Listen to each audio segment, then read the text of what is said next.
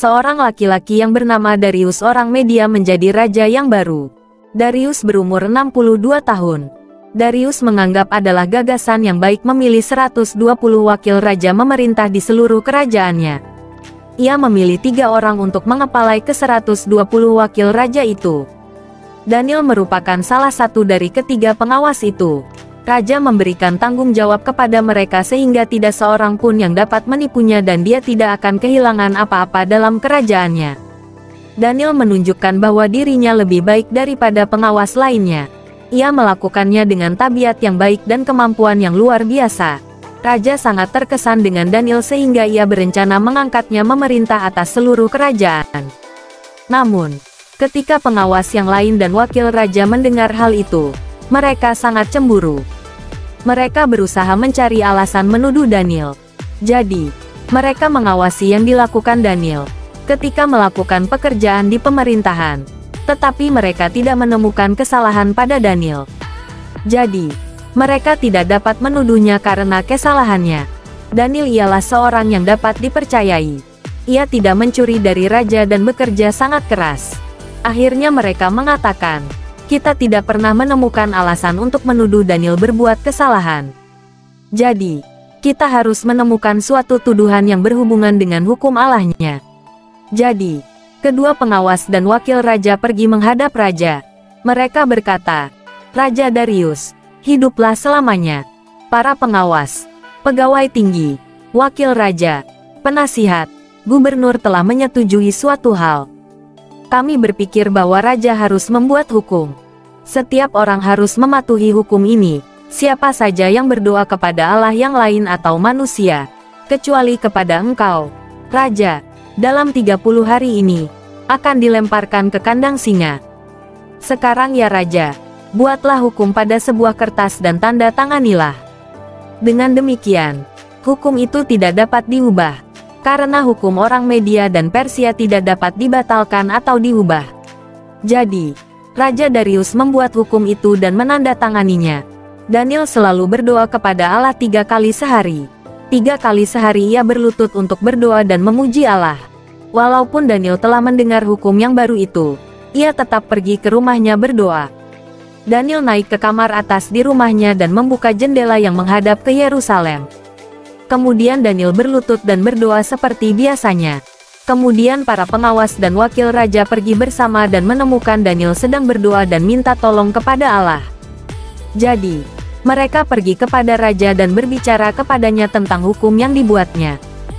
Mereka berkata, Raja Darius, engkau menandatangani hukum yang mengatakan, dalam 30 hari ini setiap orang yang berdoa kepada Allah lain atau manusia selain kepada engkau Raja, akan dilemparkan ke kandang singa. Bukankah engkau menandatangani hukum itu? Raja menjawab, ya, aku menandatangani hukum itu.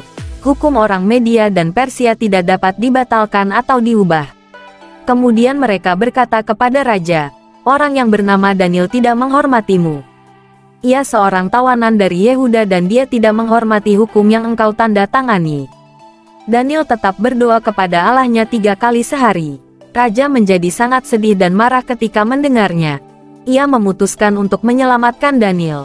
Ia bekerja sampai pagi hari, berusaha memikirkan jalan menyelamatkan Daniel. Kemudian orang-orang itu datang kepada Raja.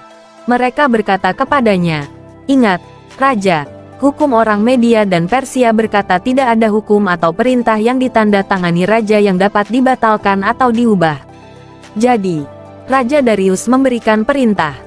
Mereka membawa Daniel dan melemparkannya ke kandang singa. Raja berkata kepada Daniel, aku berharap Allah yang kau layani akan menyelamatkanmu. Sebuah batu yang besar diangkat dan diletakkan di atas kandang singa yang terbuka. Kemudian Raja memakai cincinnya dan memeteraikan batu itu. Dan dia juga memakai cincin pegawai-pegawainya dan menaruh meterai mereka pada batu itu.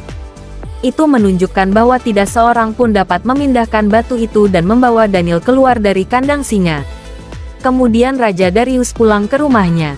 Ia tidak makan malam itu. Ia tidak ingin ada orang yang datang dan menghiburnya. Ia tidak dapat tidur sepanjang malam. Besok paginya, Raja Darius bangun ketika hari masih subuh. Ia berlari ke kandang singa. Ia sangat khawatir. Ketika ia tiba di kandang singa, ia memanggil Daniel. Ia memanggil Daniel. Katanya, "Daniel, hamba Allah yang hidup. Apakah Allahmu dapat menyelamatkanmu dari singa-singa itu? Engkau selalu melayani Allahmu." Daniel menjawab, "Raja, hiduplah selamanya. Allahku mengirim malaikatnya menyelamatkan aku." Malaikat menutup mulut singa. Singa tidak melukaiku karena Allah tahu aku tidak bersalah. Aku tidak pernah melakukan yang salah terhadap engkau, Raja. Raja Darius sangat senang. Ia menyuruh pelayan-pelayannya mengangkat Daniel keluar dari kandang singa. Dan ketika Daniel keluar dari kandang singa, mereka tidak menemukan luka di tubuhnya. Singa itu tidak melukai Daniel karena ia percaya kepada Allahnya. Kemudian Raja memberikan perintah untuk membawa orang-orang yang telah menyalahkan Daniel, supaya masuk ke kandang singa. Mereka, istri-istrinya, dan anak-anaknya dilemparkan ke dalam kandang singa.